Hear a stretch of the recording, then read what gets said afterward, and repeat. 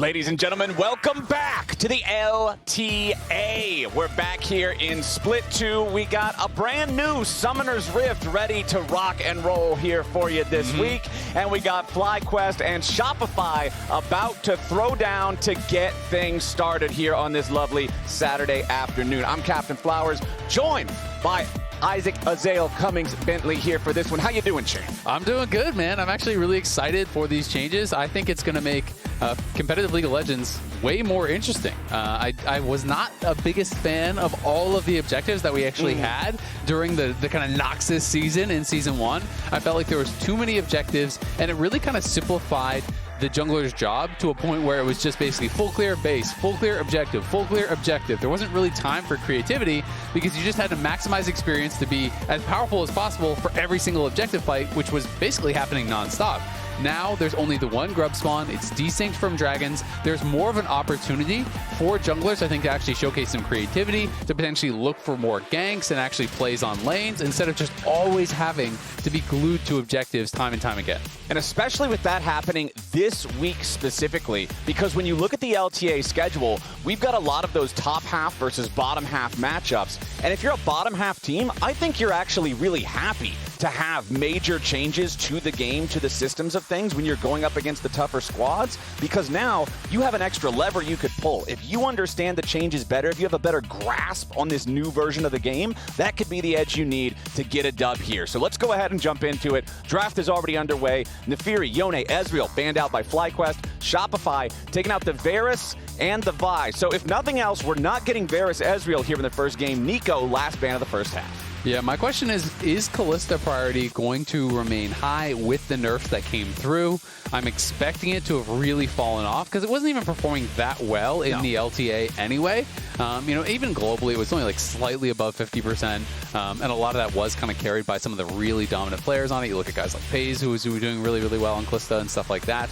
So I am kind of under the impression that it is probably gone. We'll have to see, you know, if Nefiri, who got some more nerfs as well, is going to be, you know, still getting banned like it was in this game, most games. I am interested to see the shift in those prios. Okay, well, the first pick here, FlyQuest will go ahead, lock the Azir for quad.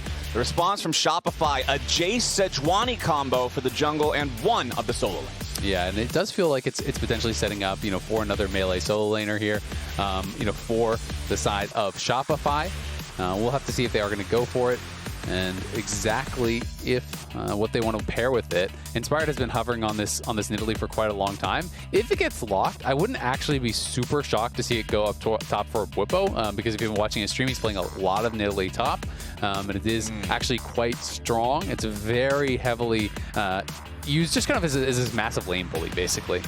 You know, you really can push out a lot of players. Corki going to get locked, though, so Corki should be going bot. We have Azir going mid. We're waiting for a melee pairing here from Shopify. Cassante did just get buffed, but I wouldn't be thinking about that as the potential pairing. Akali, you know, could be what we would see if they want to go for something aggressive. That's a strong answer into the Azir and something that used to be used a lot, but Akali isn't that popular these days. But it is a good answer into the Azir, and it's a strong pairing with the Sejuani. We'll see what they want to lock in here, as that could be an interesting one. Okay, Sylas picked up. I'm honestly not super surprised by this, considering we already see the Zhao on the other team. It's not as effective as like an Alistar ultimate, but these powerful defensive ultis are always a prime target for Sylas to seal. Yeah, I mean, it's another good answer into the Azir. Also, you can steal the Azir ulti, you know, and look to really try to trade aggressively with the Azir. Scoop them in. 2 potential ganks here from contracts, and it is another melee pairing that they can use. You're going to get banned out. I do think that's a pretty smart ban. You're playing against Bwipo, and it is a good matchup into the Jayce, and it is something that got nerfed in this patch, but only for jungle, not really for top lane, so it is still a very strong top lane pick there.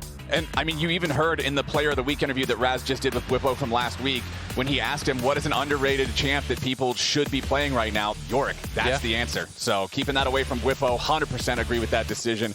Lucian removed here from the side of FlyQuest. Yeah, that's a little bit interesting. We have seen some Lucian pairings. We've seen a little bit of the Lucian Nami. We saw Lucian Emilio as well. Also going to get a ban of the Scion here, which is another strong Bwipo pick and a good answer into the Jayce. Bwipo still has a lot left in his pool, so it would be interesting to see where he goes. But of course, some of these top laners are going to get denied by the fact that there is a Sylas. When you think about good answers into Jayce, one of the things that I always think of is things like Malphite, but of course you're never going to pick Malphite when the other team already has Jayce. You're never going to pick Alistar when the other team already has Jayce. Some of these picks do kind of get denied just by the fact that they are actually playing the Sylas. All right, Kalista will be that final ban. So a little bit of an answer to your previously posed question. They have enough respect for it that they're still going to ban it out here in the second half. Shopify still needing to pick both AD carry and support. Likely, I'm guessing, we're going to see the AD carry here on pick number 4 to try to get an advantageous matchup for the lane with support on pick 5. And they're really running the clock down with this one. They know they're up against a Corki, and the final answer is going to be the Kai'Sa for Bvoy. All right, so we're just waiting for Seoul for that last counter pick here down on the bot side. I wouldn't be surprised to just see like Renekton or Cassante or something like that from Bwipo up on the top side. Maybe he's going to try to really cook up a counter pick here and try to get a bit more creative. But things like that do seem pretty standard as far as the answers will go. This would be super spicy if they want to go for it. I'm not going to get baited until they lock it, though, because Inspired was hovering it for quite a long time. But again, it is something that he has been playing a ton of, and it is going to get locked. So we'll be Nidalee top here. He's going to be playing Grasp. It is pretty much exclusively AD Nidalee that they do go for. It is Triforce, and then people really diverge out from Triforce. Sometimes people go really heavy into AD, Sundered Sky, and things like this. And sometimes people do just go more tanky from there. Or I've even seen like Triforce into kind of like AP to try to be more supportive later on. So this is going to be very, very interesting to see how it actually matches up. I haven't seen a ton of this matchup specifically against the Jayce, but you start W, you get your traps down in lane, and you're basically just looking for grasp autos non-stop. You actually max your E for a lot of sustain in the lane, and you basically are just trying to constantly be auto-attacking your opponent in lane, dipping in and out of the brushes, and using your move speed that you get through moving through brushes and also hitting traps, hitting spears, and things like that to really dominate that lane in the 1v1. Well, here's what I am worried about looking at this composition right now from FlyQuest, Azael. There is just no engage almost at all, sans Azir diving in for a big shuffle. Nidalee has no CC. Azir has his ulti, but that's it. Corki, no CC. Braum's a disengager, but that's about it. And Zhao has conditional CC, needing to prime 3 Talon Strike or make sure that the target isn't marked. And I think last week we kind of got a taste of what these types of compositions can look like, even if it is a high-ranked team versus a lower-ranked team in the Cloud9 game where they drafted a very low-engage type of composition and struggled to get a good position in the game in their own matchup. Yeah, I mean, it is going to be really interesting. Like you say, generally speaking, when you play these low/no engage comps, you kind of need to be winning, right? It's like, if you're not ahead, it's very difficult because you don't have the ability to just start fights on a dime. You want to get ahead in the lane, you want to force your opponents to walk into you, then all of a sudden not having that engage really becomes less of a disadvantage. So we'll see if FlyQuest can do it. I'm really excited to actually see Bwipo bust out this Nidalee top here. It has popped up from time to time in pro play, but it has not really been very popular at all. And it is definitely a niche pick. So another exciting pick here coming out here from Bwipo. So I'm really looking at this one as an opportunity for Shopify. I think that this is a team that has shown that they can move around the map, get some of those early leads like what you're talking about. You need to keep away from a draft like what FlyQuest has picked for themselves. And I want to see if Shopify can rise to the occasion here. The analysts' predictions, I think, are pretty spot on for what a lot of the community is expecting, which is a pretty one-sided matchup favoring FlyQuest, who have been at the top of the table, versus Shopify struggling a bit more. And we'll see if Shopify can get the early leads that can bring them a win here. Yeah, this is actually the first Nidalee top in the LTA/LCS since 2014 summer. Wow. Seraph played it. Again, it has been played around the world. The Shy has been playing it. Zay has played a couple games of it. I know some other people have played it as well.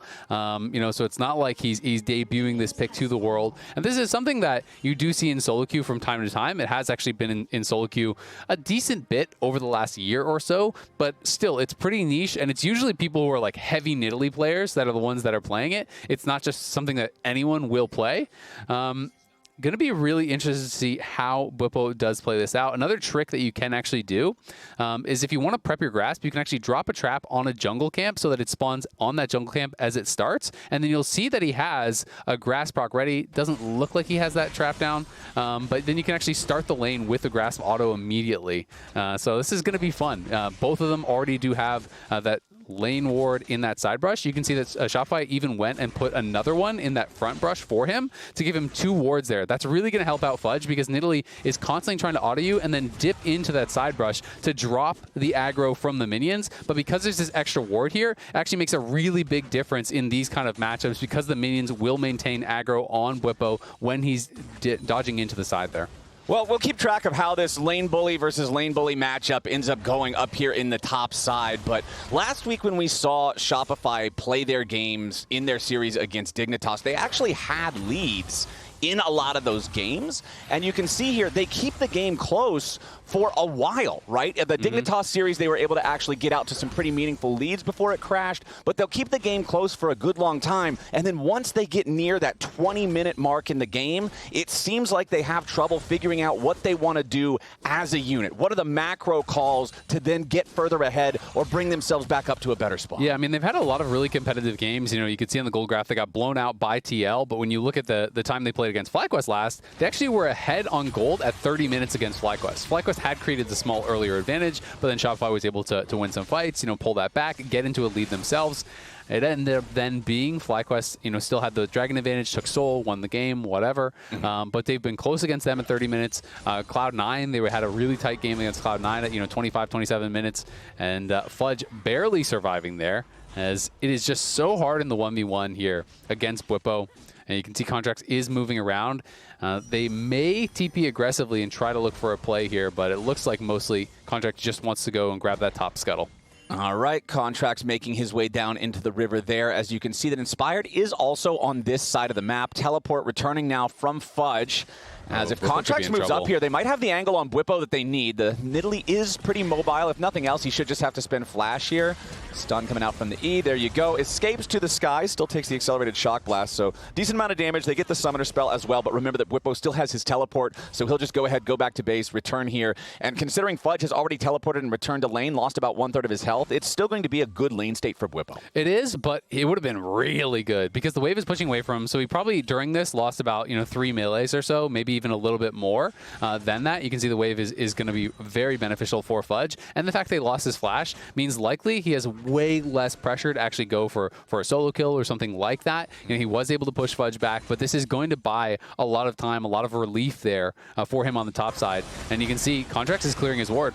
Meanwhile, 2v2 down here in bottom side. Bvoy could be in a little bit of danger as FlyQuest is not afraid to scrap with this Kai'Sa Rakan early on in the lane. Massu with the cleanse versus the barrier of Bvoy does mean Bvoy has some extra effective HP in that head-to-head, but we'll see now Inspired making an invade at the enemy jungle. He knows that his bottom lane is pushed up, and this could be set up for a dive.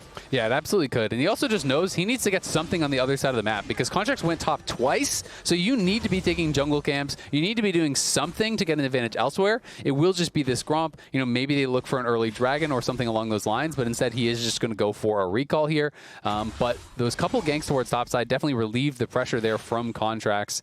I did a good job. You know, the early buy from Fudge was literally just a tier and 2 more potions when he went back to base. So it was not a strong buy here for Fudge. And had he left that lane in isolation, Bwipo may have been able to really chip him down and extend that advantage. But you can see Bwipo still has Fudge under his tower and is going to be constantly looking for the harass here, as Palafox as well getting dangerously low. Yeah, that's the second time now the camera has panned towards mid lane to see Fudge, or not Fudge, excuse me, Palafox on the losing end of one of these trades getting knocked down to about 100 HP. Now he's going to be sent back to base, does have his teleport ready to use. And right now, we are already seeing one of the big differences of the new patch. You touched on it a little bit back during draft, but the grubs are delayed. There is only the one set of them. They spawn at 8 minutes as opposed to 6. Normally at this point in the game, in previous weeks, we were seeing bot laners do their late swap up towards the top side to contest for the first set of grubs. They both just took recalls. They're both heading back down into bot lane. And I think think for some people they may be saying, well, why does that matter? Well, I think even in the picks it mattered, because I don't know if Bwipo would have gone towards Nidalee if it was on that previous patch, because what would happen is you'd have to lane swap out, and you get in these situations where you can't have that extended isolated 1v1 that the Nidalee really does want. So I do think it really can have some pretty big knock-on effects on not just how you're setting up for objectives, but also what picks can become more viable. So we will see if Bwipo can continue to kind of build an edge. The CS is just dead even up on top side, but he is getting the push. He has taken one plate, and he is slowly whittling away at Fudge, but Fudge has done a pretty good job keeping his HP high. He has gone through both of his potions now, does have the one biscuit. Oh, nice knockback into the turret there for the extra turret shot to make the trade more even than it otherwise would be. It's still a one trade for Bwipo, but if it wasn't for the turret shot, that would feel real nasty for You can Fudge. See he's 3 points E right now. Exactly, yeah. If he didn't get him that knockback into the tower, it could have been a lot harder, but he's even going to be able to grab some fruit here. Fudge doesn't quite make it till his TP is back, and Bwipo, again, because you have that E-Max, you push that wave so fast. Like, look at how much damage that E did to the wave. You're constantly going to be getting that shoved in. We'll see if he actually wants to stay for a plate. I'm not sure if he's playing Demolish or not. Usually they do. Would assume he is. Yep. So he is going to be playing Demolish, E for the attack speed, get another plate here. And now the lane swap is coming through on a later timing here for the Grubs. So we'll see if Bwipo does go bot to match and if Massu and Busio are coming up here to try to contest those Grubs. But Bwipo's recall will be delayed, and we'll see if he gets stopped again. If he gets stopped again, it could be quite annoying, but it doesn't look like they're going to check. Yeah, one of the things I was curious about coming into this week is how often would we see teams care about the Dragon early on with the absence of the Grub's presence there. And it looks like this time around, it's not a ton of priority onto it. Inspired is just going to settle with taking the Drake here, almost just as that first set of Grubs still spawns. But Shopify have moved their duo up into the top side of the map. Massu and Inspired will take the Drake. Bvoy and Seo's cashing in on a top lane turret. So Bwipo base started running back top, and it was a very late recall and reset here from Massu and Busio, and then as Bwipo started running back top, he then decided, okay, no, actually I'm going down to bot. It's going to be Busio moving up towards top. So this reset ended up being quite late from Shopify. Now, important to point out, you get the Feats of Warfare for 2 Grubs now. It's rewarded for whichever side gets a majority of the Grubs, as FlyQuest stepping up to try to contest Shopify, who have already secured the second. Nice engage coming out from Contracts, but where's the rest of the damage? They don't have the burst. The first blood already finds its way into Massu's pockets. As Shopify, they won't get any kills. They lose Seos, but they do collect all 3 Grubs in trade. Yeah, nicely done. Shopify definitely ahead of the pace on that tempo. They lose Seos, but we'll see if they can get anything more on the way out. Palafox with the stolen Zhao ultimate. Needs to run. Okay, yeah. Shopify's just going to back off from it. Yeah, that's really good from Shopify. I think you're pretty happy to take that trade. Getting all 3 Grubs means you get the Void Might spawn. It is not like the old ones where you have to actually get part of the second pack of Grubs to be able to get the Void Might spawn. Of course, 3 is not as strong as 6 was on the old patch, but 3 is much stronger than 3 used to be on the old patch. Right. And this just was Seos here, on the turn, goes in here off of Contracts' ulti. They try to get some damage down onto Inspired, but Busio is there to cover. Inspired has the ulti. You're never really even close to actually being able to knock him down. But it buys time for them to get the Grubs. And they did get a plate top, so they were able to get some gold off of that because FlyQuest bot lane, as I was talking about earlier, reset very late to actually match the swap.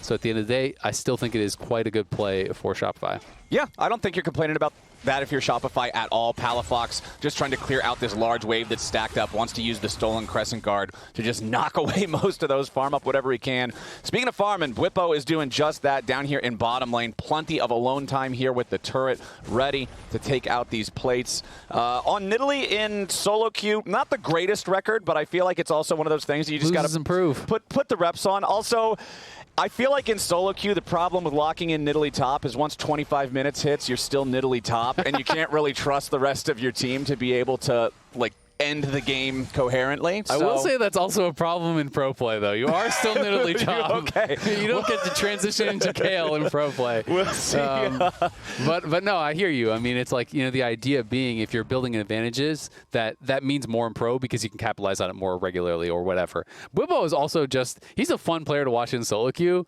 because I feel like this guy is either going 10-0 or he's going 0-10 every single game. Pushing the limits. Exactly. He's pushing the limits. So, it doesn't shock me that he doesn't have the best win rate on it or whatever, but it has been fun to watch him play it, and I have seen him have some pretty good games on his stream.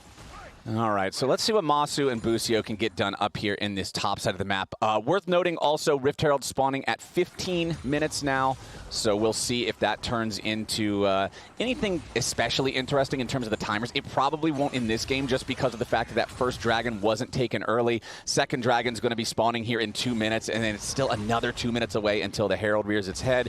Bwipo versus Fudge down here on the bottom side. Fudge finally grabbing a bit of an advantageous trade there, but unfortunately for him, it's right around the time when Bwipo's happy to go back anyway. Yeah, it seemed like Bwipo was respecting that very heavily, so maybe was nervous that someone was actually behind him there. You can also see that Fudge obviously has the Executioners now, so Bwipo doesn't really want to be healing when he's actually fighting him. He wants to be able to actually back off, let that debuff fall, then use the heal. But Fudge is going to get pushed. We don't know exactly where Contracts was. We just know he was heading down towards bot lane, and there he is. Oh, Contracts misses the Sejuani ulti, and Bwipo's trying to flash early to get away from some of the dive, but Seos is ready to back him up. And Shopify Rebellion sent down 3 to find the first kill, but now Inspired is fighting back, looking to get some sort of a vengeance here for his fallen top laner. Contracts down to 300 HP, finds the stun as Seos is absorbing the damage from the turret, but Inspired has already picked up one. Busio tags a second now with a Winter's Bite. Seos has to try to escape, and Inspired needs a win, becomes lightning, but Contracts with a very nice sidestep. It's not going to be enough. The feat of warfare claimed by FlyQuest as Shopify Rebellion is sent packing. Nicely done there by FlyQuest. Inspired able to get in, and then the roam down. They will lose one plate mid lane, but Bwipo can actually TP out and cover mid there from Bvoy. So really well done overall. Yeah, Bwipo dies, but Massu's farming plates in bot. They got multiple kills back. They forced out multiple flashes as well. You know, both Fudge and Contracts had to flash, so it's just a trade of flashes. They're getting more off of the extended play, as it looks like Massu is going to be able to actually claim this, and that should be the feats of strength as they grab the first tower here. And that is going to be really nice. Again, on this patch, the upgraded boots, much stronger. They're only 500 gold. You know, they were a lot more expensive last patch. A couple hundred gold taken off that in the patch. So getting that feats, I do think, is more impactful. Nice little sidestep there. Well, really, Contract kind of just missed it, let's be honest. And it could have forced the flash earlier, potentially, if it was on target, but either way, it did not land. Inspired played this very, very well, though. As soon as Contracts is out of range of the tower, he sees the tower aggro swap to Fudge, and then gets the knockup on Fudge, forcing his flash and getting an extra tower shot onto him. And then it's just the chase down here. Busio tags Seos for the slow. Contracts, good sidestep on the W, but just doesn't matter. You're going to get ran down there. Okay, Sedge is going to die to my spells. He was right. Sedge was going to die to those spells.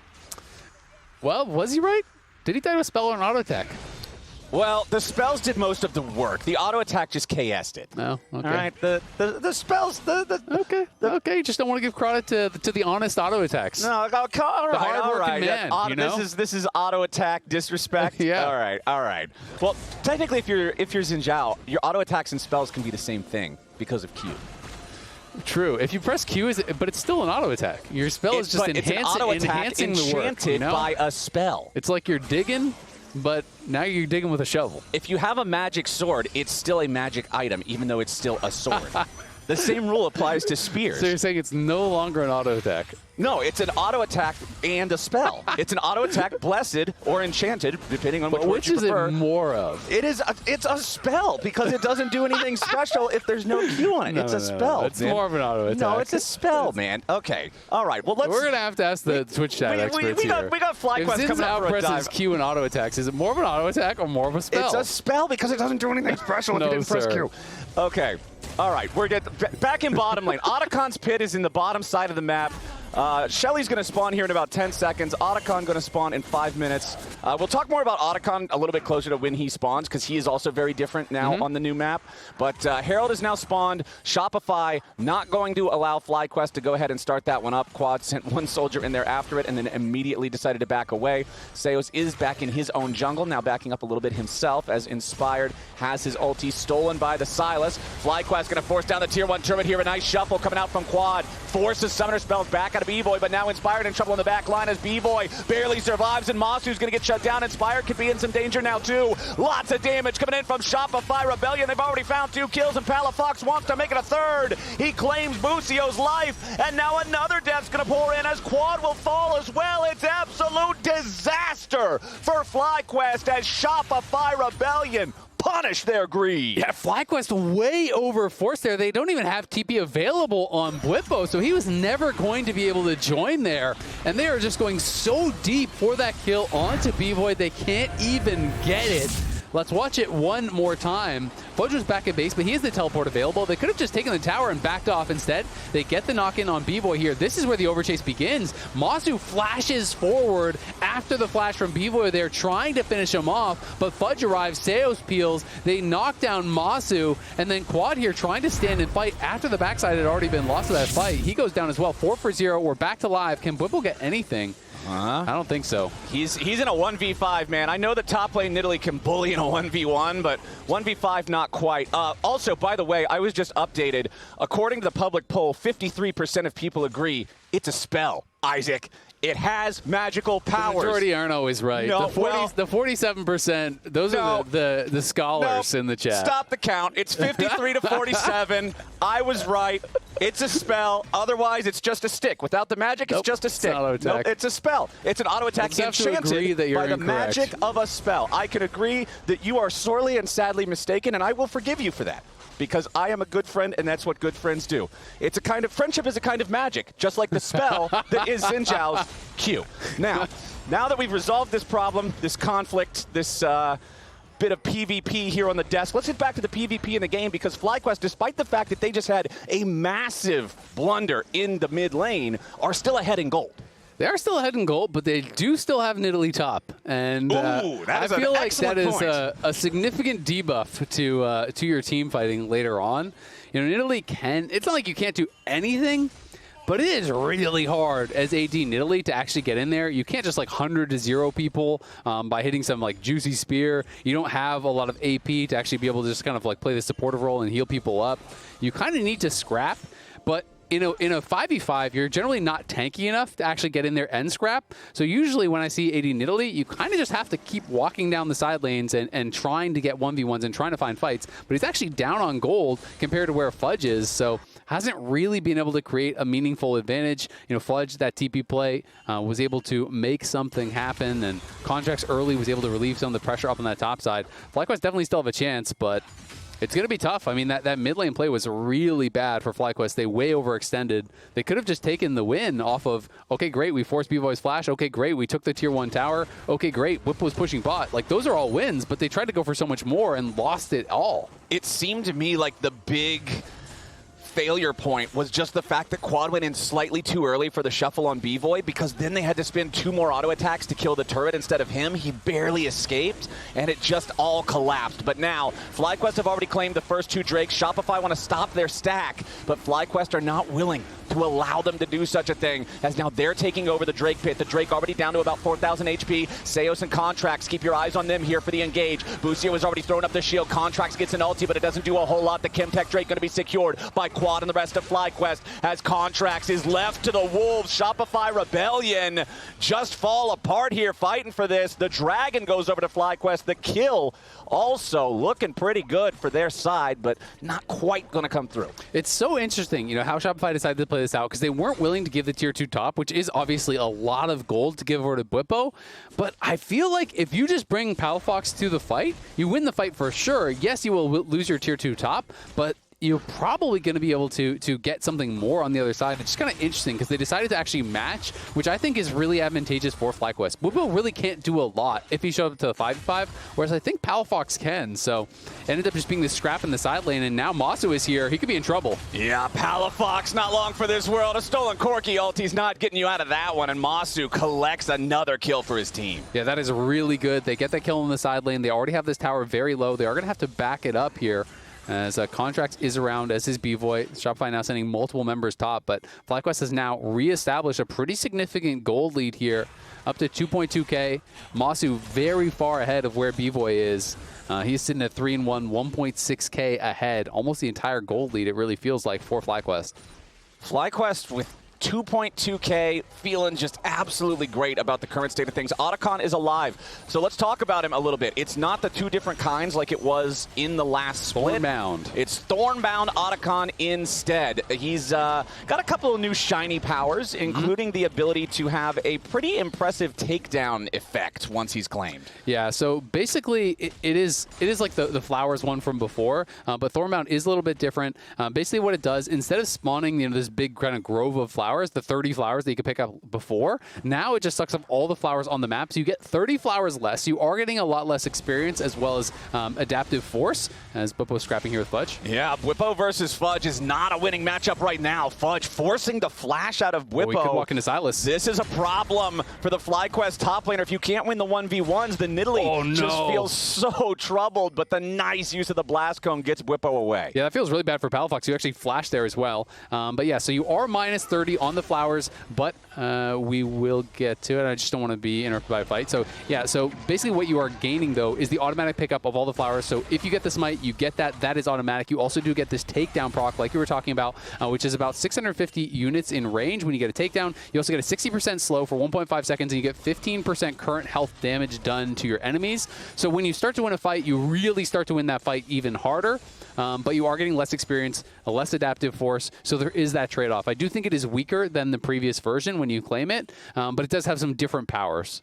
I'll be excited to see when we first get to see that chain effect in a team fight really be the difference maker, because a 60% slow for 1.5 seconds is not negligible. Like that is a severe hamstring. And I have seen some crazy moments for reset champions. I saw a Katarina game where they get that, and then Katarina gets a kill. AoE damage, AoE slow, that puts you even closer to your next kill, even more AoE damage, AoE slow. You know, these kind of champions that have the resets, Neferi as well, obviously nerfed on this patch, but I've seen Neferi have some pretty crazy moments with those resets.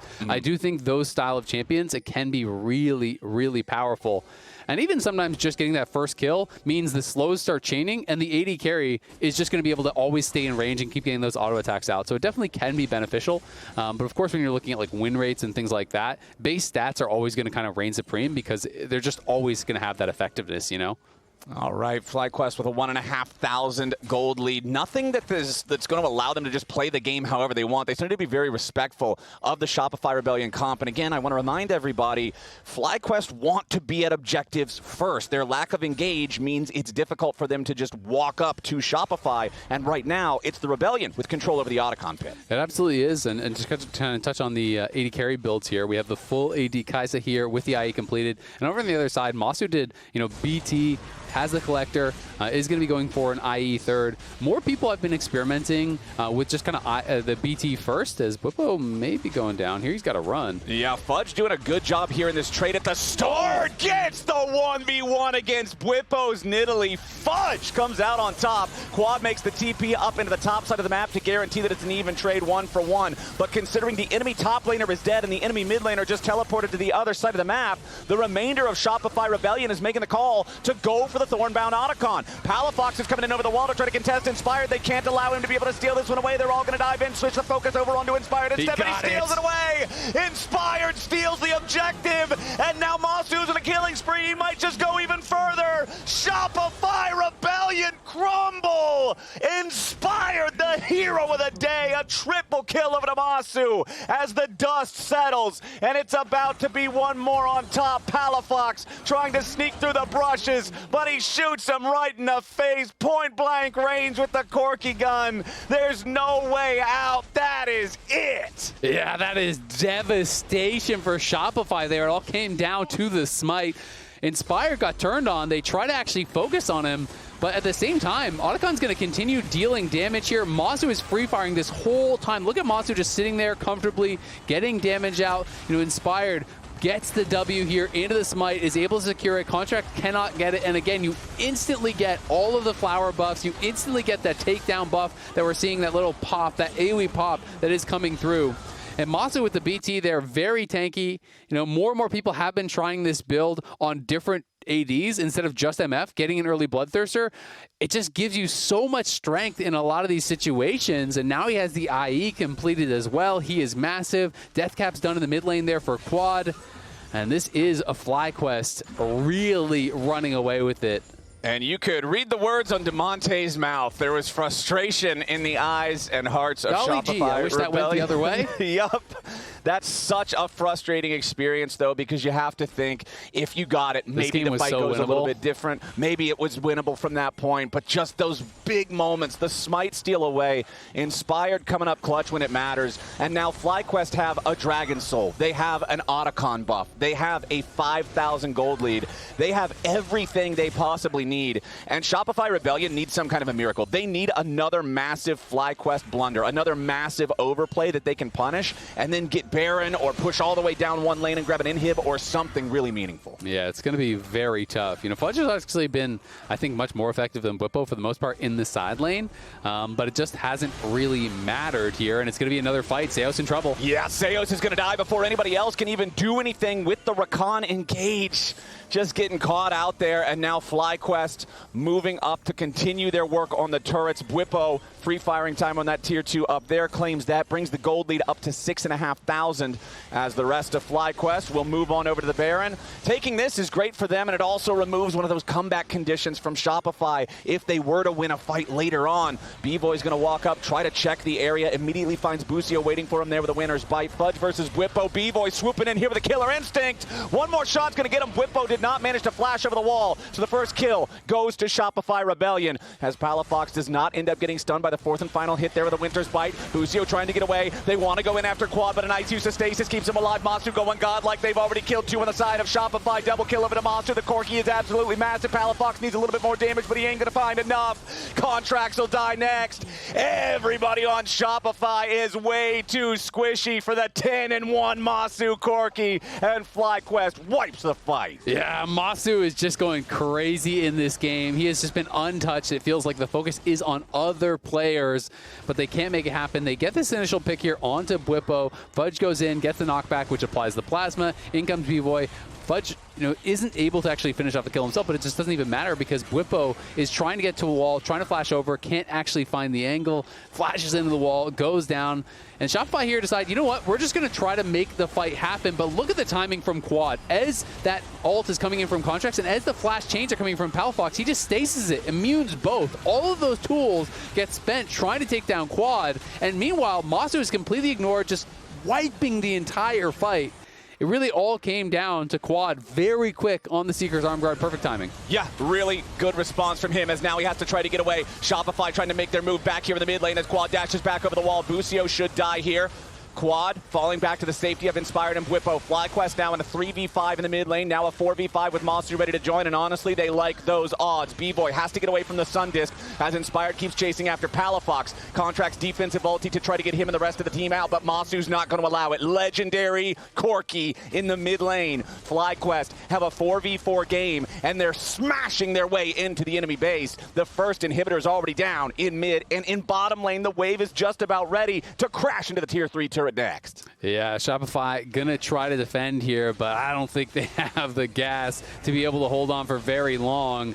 They're gonna have to give this inhib very likely. They're waiting for Contracts up in 20 seconds. Busio just respawning now, so it is gonna be a 5v4 potentially briefly if they overstay, but they are just gonna back off instead. And we'll see if Shopify can find any sort of a chase. Doesn't look like there's going to be an angle for it. No, there's just... If you try to chase after them, if you try to walk into any fog on the map, there's a chance you've just got a Corki waiting there for you. Braum tags you with winner's bite. Sorry, you're dead. Massu is so far ahead this game. And honestly, Quad is to... And Inspired is to... And Boost...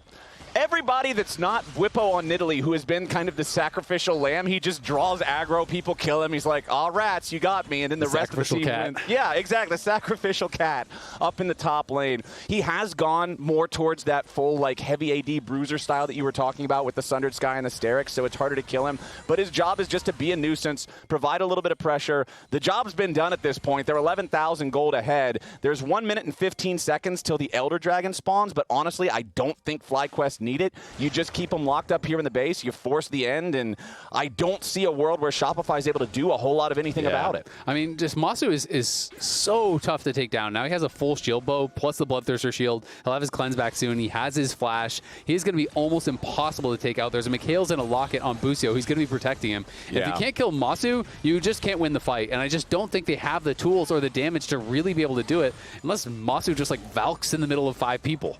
Yeah, Massu would have to make a pretty serious error. But right now, it's all 3 inhibitors down. FlyQuest on the victory push. Shopify have 1 fight left, but the health bars are just getting chipped away before the fight can even start. Bwipo and Massu just poking at these guys as the first Nexus turret is already about to die. It's going to drop right there before the fight even starts. Contracts and Seos have to find their way in. Seos gets a knock up on the quad, but it's not going to matter as Massu's already killed him. Double kill for the Corki. Bvoy with a killer instinct is going nowhere fast. The stasis isn't going to work. Quad even lives through it. Only 2 left alive on Shopify Rebellion, but the Nexus turrets are down. FlyQuest will look to pick up whatever they can here on the steps and pad those stats, but 19-8, FlyQuest take game 1.